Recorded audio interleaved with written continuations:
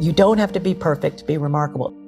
You know, aim high, but manage my expectations of success. People see the 30%. They don't see the 70% of not making it or not getting what you want. And the interesting thing is that when you are honorable to achievement, the wealth and that kind of thing comes automatically. My story is all about agility and being able to be flexible. The 5-year, 10-year plan that most CEOs ask, my plan has always been kind of unhinged. It's just like I go where my passion leads me and I feel free. Performance mattered, not fame, not money. How well did you do at something is what mattered. I've got to get through it. I've got to take a snapshot of the really great moments and carry those with me through the really bad ones. And the trick is taking your blinders off and remembering to look at those photos. And it changes the brain, changes the wiring. And I try to breathe. Breathing changes the wiring, but it's conscious. You have to just slow down. You have to cut out all the noise. You have to respect yourself. Young fans with a tattoo of Danny Zuko or Vincent Vega on their arm, and you say, this, somewhere I made a difference in their life. Was someone glad that you were alive? Were you valuable to someone by being here? And you want to be valuable, you know, otherwise you're kind of wasting your time if you don't find your niche to be valuable to something. You have to be grateful for what you can get.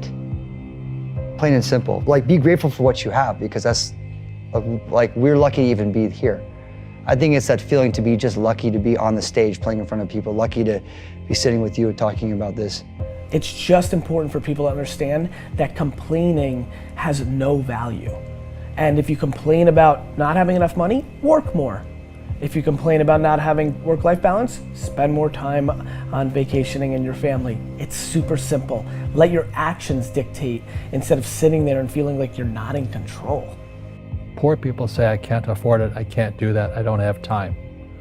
It's an escape, you know what I mean? It's easy to say I can't afford it. Oh, I'm too tired. Oh, I can't go to the gym. You know, when you could go to the gym, but no, I can't. Truth is, I'm just too lazy to go to the gym. My first shows, I was playing for 5 people. Like, some of them didn't even want to be there, honestly. But I pretended like it was like a big deal. When I started DJing, I was playing, I remember when like 5 people would be like, yeah, and there was like, everyone else just doesn't give a shit. I'm like, those are my 5 people. I focus on them. And after I talk to them, hang out with them. I used to do that at every show when I was in a band. We would tour across the United States, and we would drive like 10 hours, and we show up, I remember in like Albuquerque or something, and there was 12 people that showed up. And after the show, I like hung out with all of them, and one of the guys let us stay in their house, because we were sleeping in our van the whole time. Man, I was excited. After the whole tour, I was like, when are we gonna go back again? And it's like, you know, you have to start in that mindset. It's like you can't, that's the problem with social media right now, is that you're comparing yourself to people that have like this large success, and you're like, I wanna play there. But you first have to go with what you have in front of you and make that meaningful. You can't forget that life is an art. This is why Oprah and I connected immediately, because, you know, we did a whole episode one time on enlightening people that didn't have money on how they can live art. I said, very easy. I said, can the average fellow go to Walmart and afford it's like a tray? Yes, it might be $3. Can you afford a cup instead of a paper cup? Might be $1, it's fine. Now, can you put your favorite coffee in that cup? Can you go to a market or something and get a nice blueberry muffin? Can you make that look pretty, put a flower on that tray?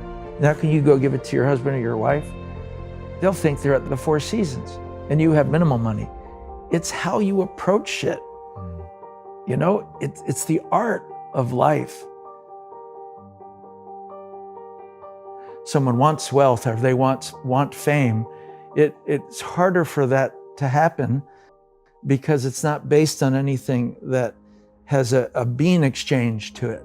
You know, I always say, if you want to be wealthy on just money, get into the money business, investments, banking, you know. But if you're in the arts, I would do it for art's sake first, and then hopefully others will follow, but not make it a prerequisite, but just keep doing the right thing and the good thing, it'll happen. We all make mistakes. We all struggle. This like unconscious feeling that I need to prove to my dad that I'm gonna make it, because that's like what I grew up with. I grew up with this, like, I need to make it, because he implanted those subliminal messages towards me, you know, like when I was a kid growing up throughout my life. You know, let's say some parent that doesn't want their kid to play the violin, okay, and they're antagonistic. You know, you've got to be an accountant. You've got to be an accountant. You go, okay, Dad, I love you, but if I become an accountant, I'm becoming what you want me to be, and I have a good chance at having a not so happy life. Even if I fail at being a violinist, at least I failed on my own terms, and I failed doing something I loved. So you got to let up on me, Dad, or brother, or sister, or whatever, whoever that character is that has a counter intention to you. You have to get with them and get real and say, look, it's my life, it's not your life, and this is how I need to do it. Why are you so hungry? Like, why do you keep doing this at this level? Because at the end of the day, you know, that's what you have as evidence of a life well lived, a contribution to people.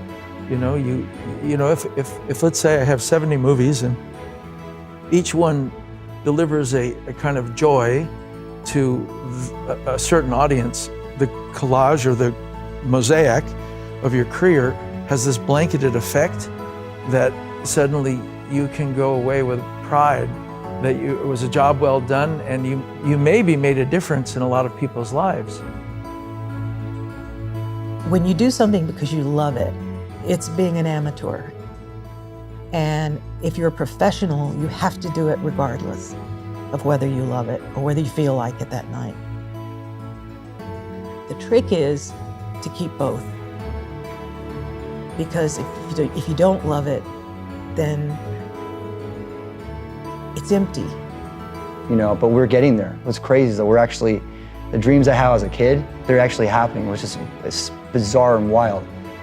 I really want to showcase to all the young people that the shy kids, that the kids that are like, yeah, I will not be successful like that. I will have to like sit in a cubicle and do, you know, the boring stuff, which is actually what my dad told me to do.